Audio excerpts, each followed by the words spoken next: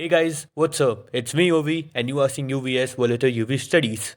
Guys, welcome back to the next video जिसमें हम पढ़ने वाले हैं फोर्स के बारे में.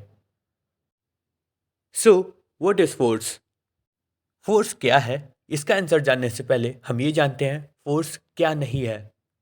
जैसे पुशिंग, पुलिंग, लिफ्टिंग या फिर प्रेसिंग, ये सब फोर्स नहीं है. अच्छा, पर सर हमने तो छोटी क्लासों में ये पढ़ा है अ पुश और a pull on an object is called force. तो क्या हमने गलत पढ़ा है? इसी का आंसर हम इस वीडियो में जानने वाले हैं और साथ ही जानेंगे फोर्स का एक प्रॉपर डेफिनेशन. एक्चुअली ये pushing, pulling, lifting, stretching, pressing ये फोर्स नहीं है, ये फोर्स के इफ़ेक्ट्स हैं. फोर्स के इफ़ेक्ट्स मतलब ये फोर्स तो नहीं है, लेकिन ये फोर्स के वो इफ़ेक्ट्स हैं जो किसी बॉडी पे फोर्स अप्लाई करने के बाद हमें दिखाई देते हैं.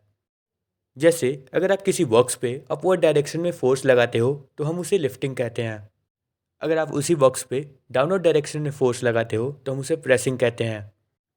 अगर आप उस बॉक्स को फॉरवर्ड डायरेक्शन में मूव कराने की कोशिश करते हो तो हम उसे पुशिंग कहते हैं. और अगर उस बॉक्स पे आप बैकवर्ड डायरेक्शन में फोर्स लगाते हैं तो हम उसे पुलिंग कहते हैं.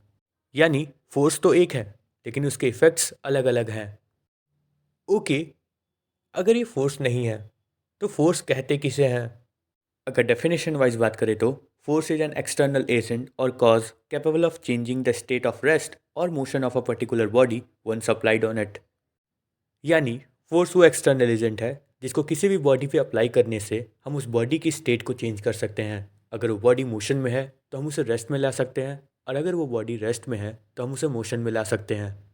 एग्जाम्पल के रूप में जब आप किसी फुटबॉल को किक कर रहे होते हैं तब आप उस फुटबॉल पे एक एक्सटर्नल फोर्स लगा रहे होते हैं. उसी फोर्स के कारण वो फुटबॉल मूव करता है. और जब उस फुटबॉल को रोकना होता है तब गोलकीपर उस फुटबॉल के मोशन के अगेंस्ट फोर्स लगाता है, जिससे कि वो फुटबॉल रुक जाता है. अब आप सेंटा क्लॉस वाले बाबा को देखिए. ये अर्थ सरफेस पे एक फोर्स लगा रहे हैं और इसी कारण अर्थ सरफेस भी इनके स्केटबोर्ड पे एक फोर्स लगा रहा है और इसी फोर्स की मदद से स्केटबोर्ड मूव कर पा रहा है. कई बार एक फोर्स लग रहा होता है लेकिन हमें उसका इफेक्ट नहीं दिखता. जैसे हमारे बॉडी पे ग्रेविटेशनल फोर्स लग रहा होता है, लेकिन हमें कैसे पता चलेगा? आप एक बार जंप करके देखिए तो आपको लगेगा कि आपको कोई नीचे की ओर पुल कर रहा है. तो क्या जंप करने से पहले कोई ग्रेविटेशनल फोर्स हमारे बॉडी पे नहीं लग रहा था? आंसर है, लग रहा था, पर हमें कोई इसका इफेक्ट नहीं दिख रहा था. आप इस आदमी को देखिए, ये आदमी इस बॉक्स को पुश कर रहा है, पर यहाँ पे हमें कोई इफेक्ट नहीं दिख रहा. क्या ये आदमी फोर्स लगा रहा है? हाँ बिल्कुल, ये आदमी फोर्स लगा रहा है, बस हमें इसका इफेक्ट नहीं दिख रहा. क्योंकि ये हो सकता है ये बॉक्स बहुत भारी हो और इस बॉक्स को मूव कराने के लिए हमें और ज़्यादा फोर्स चाहिए. तो ये था फोर्स और उसके कुछ रियल लाइफ एग्जांपल्स. तो चलिए जानते हैं किसी बॉडी पे फोर्स अप्लाई करने पे हमें कौन कौन से इफेक्ट देखने को मिलते हैं. फर्स्ट, अगर हम किसी बॉडी पे फोर्स अप्लाई करते हैं तो हम किसी स्टेशनरी ऑब्जेक्ट यानी एक ऑब्जेक्ट जो रेस्ट पोजीशन में है उसे हम मूव करा सकते हैं. सेकंड, एक ऑब्जेक्ट जो मूव कर रहा है यानी मोशन में है हम उसे रेस्ट पोजीशन में ला सकते हैं with the help of force. Third, हम किसी भी मूविंग ऑब्जेक्ट की डायरेक्शन या फिर स्पीड को चेंज कर सकते हैं with the help of force. इसका सीधा एग्जांपल है फुटबॉल. जब हम फुटबॉल खेलते हैं तब हमें डिफरेंट डिफरेंट स्पीड्स या फिर डिफरेंट डिफरेंट डायरेक्शन की ज़रूरत होती है और उसी के अकॉर्डिंग हम अपने बॉल को लेके चलते हैं.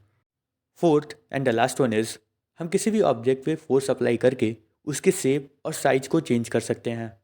एग्जाम्पल के रूप में फोम, पिलो, क्ले, इस पे हम फोर्स लगाते हैं और अपने हिसाब से इनके शेप और साइज को चेंज कर देते हैं. That's it for today. In next video, we are going to learn something new. Till that, do whatever you want to do. You can do, man, but don't trouble your studies. Okay? Thanks for watching.